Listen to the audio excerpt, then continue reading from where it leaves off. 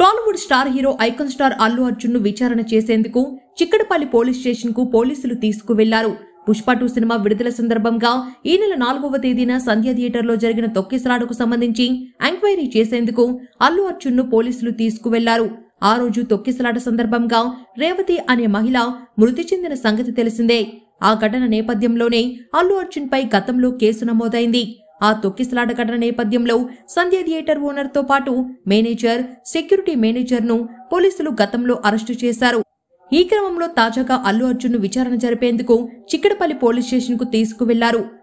బన్నీని arrest చేయలేదని విచారణ కోసం మాత్రమే స్టేషన్ కు తీసుకువెళ్లారని ఆయన పీఆర్ టీం వివరణ ఇచ్చింది. అభిమానులు కంగారు పడవద్దని తెలిపింది. ఇకపోతే ఈ విషయం తెలుసుకున్న మెగాస్టార్ చిరంజీవి చాలా షాక్ అయ్యారని సమాచారం. Ram Charan game changer cinema shooting లో నుండి డైరెక్ట్ గా పోలీస్ స్టేషన్ కి వెళ్లారట. సురేఖ గారు కూడా వెళ్లినట్లు సమాచారం ఉంది.